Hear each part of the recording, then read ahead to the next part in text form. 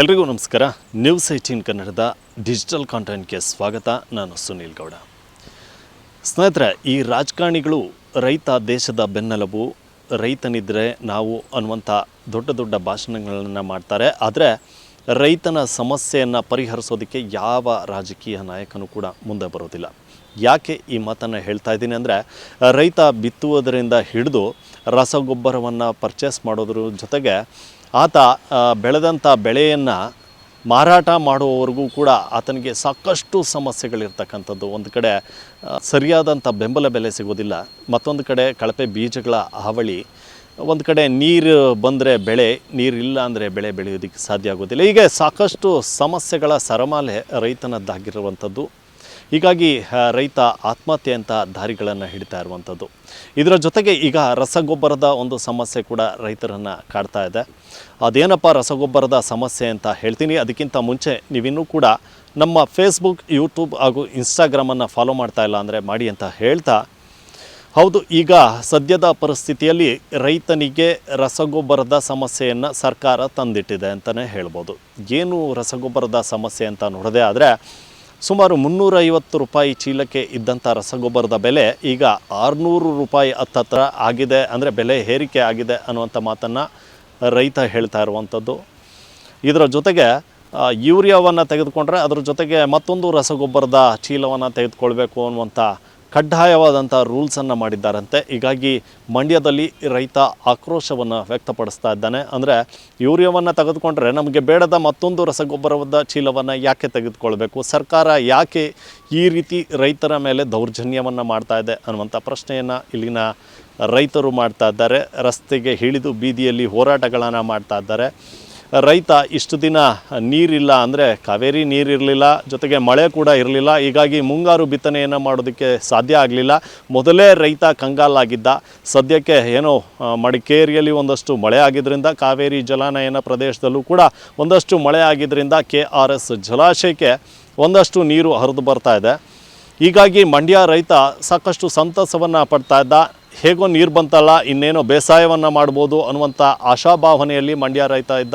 ಆದರೆ ಹೀಗೆ ಬಿತ್ತನೆ ಕಾರ್ಯವನ್ನು ಮಾಡಬೇಕಾದಂಥ ರೈತ ಇವತ್ತು ರಸ್ತೆಯಲ್ಲಿ ಕುಳಿತು ಹೋರಾಟವನ್ನು ಮಾಡ್ತಾ ಇದ್ದಾನೆ. ಸರ್ಕಾರಗಳು ಮಾಡುವಂಥ ನಿರ್ಧಾರಗಳಿದ್ದಾವಲ್ಲ, ಇವು ಒಂದೊಂದಲ್ಲ ಅವಾಂತರಗಳನ್ನು ಸೃಷ್ಟಿಸುವಂಥದ್ದು.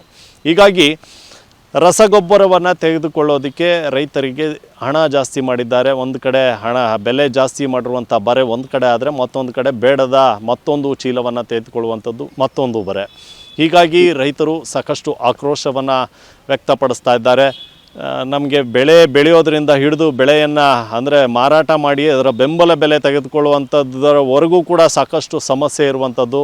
ಒಂದು ಕಡೆ ಬೆಳೆ ನಾಶ ಆಗಿಬಿಟ್ರೂ ಕೂಡ ಸರಿಯಾದಂಥ ಪರಿಹಾರ ಸಿಗೋದಿಲ್ಲ. ಇಂಥ ಸಂದರ್ಭದಲ್ಲಿ ನಾವು ಯಾವ ಪುರುಷಾರ್ಥಕ್ಕೆ ಬೇಸಾಯವನ್ನು ಮಾಡಬೇಕು ಅನ್ನುವಂಥ ಪ್ರಶ್ನೆಗಳನ್ನು ರೈತರು ಮಾಡ್ತಾ ಇರುವಂಥದ್ದು. ಏನು ಇತ್ತೀಚೆಗೆ ರಾಸಾಯನಿಕ ಗೊಬ್ಬರದ ಬೆಲೆಗಳು ಗಗನಕ್ಕೇರಿದಂಗೆ ಏರ್ತಾವೆ. ಅದೇ ಕಬ್ಬಿನ ರೇಟ್ ಮಾತ್ರ 50 ರೂಪಾಯಿ ಕೊಡೋಕ್ಕೂ ಇನ್ನು ಮುಂದೆ ನೋಡ್ತಾರೆ. ಈಗೇನು 16-20 2025 ರೂಪಾಯಿ, 2025 ಮೊದಲಿತ್ತು. ಈಗಿನ ರೇಟು 2400 ರೂಪಾಯಿ ಆಗಿದೆ. ಅಲ್ಲಿಗೆ 400 ರೂಪಾಯಿ ಜಾಸ್ತಿ ಆಗಿದೆ. ಬೂದಿ ಸಣ್ಣ ಉಪ್ಪುಂದು 900 ರೂಪಾಯಿ ಇತ್ತು, ಈಗ 1400 ಆಗಿದೆ. 2020 1400 ಇತ್ತು, 1900 ಆಗಿದೆ, 1950, 500 ರೂಪಾಯಿ ಜಾಸ್ತಿ. 19 2100 ಇದ್ದುದು ಈಗ 2700 ಆಗಿದೆ. ಹಿಂಗೆ ರಾಸಾಯನಿಕ ಗೊಬ್ಬರ 3 ತಿಂಗಳಿಗೆ ಹಿಂಗೆ ರೇಟ್ ಜಾಸ್ತಿ ಮಾಡ್ತಾರೆ. ಅದೇ ಕಬ್ಬಿನ ಬೆಲೆ ಮಾತ್ರ ಕೊಡೋಕ್ಕಾಯ್ತಲ್ಲ. ಕಬ್ಬಿನ ಬೆಲೆ ಕೇಂದ್ರ ಸರ್ಕಾರ 50 ರೂಪಾಯಿ ಘೋಷಣೆ ಮಾಡೋಕ್ಕೆ ಅತಿಯಾದ ರೀತಿ ಸ್ಟ್ರೈಕ್ ಮಾಡಬೇಕು. ಅದೇ ಮೆನ್ಯೂ ರೇಟು ಜಾಸ್ತಿ ಮಾಡೋಕ್ಕೆ ಯಾವುದೇ ರೀತಿ ಏನೂ ಇಲ್ಲ. ಕೇಂದ್ರ ಸರ್ಕಾರ ಇದ್ರ ಬಗ್ಗೆ ತಕ್ಷಣ ಗಮನ ಕೊಂಡು ರೈತರ ಉಳಿವಿಗಾಗಿ, ರೈತರ ಏಳಿಗೆಗಾಗಿ, ಅದೇ ಹೊರ ರಾಷ್ಟ್ರದಲ್ಲಿ 1 ಎಕರೆಗೆ ಬೇಸಾಯದ ದುಡ್ಡು ಅಂದ್ಬಿಟ್ಟು ಇಷ್ಟು ಕೊಡ್ತಾರೆ. ಅದೇ ನಮ್ಮಲ್ಲಿ ಬೇಸಾಯ ದುಡ್ಡಲ್ಲ, ಉಪ್ಪಿನ ರೇಟೇ ಜಾಸ್ತಿ ಮಾಡ್ತಾರೆ ರಾಸಾಯನಿಕ ಗೊಬ್ಬರದ. ಮೊದಲು 5000 ತಗೋದ್ರೆ ಒಂದು ಗಾಡಿ ತುಂಬ ಉಪ್ಪು ತತ್ತಿದ್ದು, ಈಗ 5000 ತಗೋದ್ರೆ 2 ಮೂಟೆ ಕೊಡೋದೇ ಕಷ್ಟ ಆಗದೆ. ಆ ಪರಿಸ್ಥಿತಿಗೆ ಬಂದಿದೆ. ಈಗ ಫ್ಯಾಕ್ಟ್ರಿದು 50 ರೂಪಾಯಿ ಕೊಡಬೇಕಾಯ್ತಲ್ಲ, ಅದನ್ನು ಇವತ್ತುವರೆಗೂ ಕೊಟ್ಟಿಲ್ಲ. ಫ್ಯಾಕ್ಟ್ರಿಯ ದಿನ ಅಧೋಗತಿಗೆ ಹೋಯ್ತಾ ಇದೆ. ಏನು ಫ್ಯಾಕ್ಟ್ರಿಲಿ ಇದು ಅವ್ಯವಹಾರ ನಡೀತಾ ಇತ್ತು. ಮೊದಲು 1 ಮಿಲ್ಲನ್ನ ಮಾರಾಟ ಮಾಡಿದ್ರು. ಈಗ ಏನು ಕಿಟಕಿ ಬಾಗ್ಲ ಸೌದೆ 20 ರೂಪಾಯಿ kg, ಕಿಟಕಿ ಬಾಗ್ಲ 3 ರೂಪಾಯಿಗೆ ಮಾರಾಟ ಮಾಡೋರ್ಲೆ ಇವ್ರೆ ಏನಂತ ಹೇಳ್ಬೇಕ್ರಿ?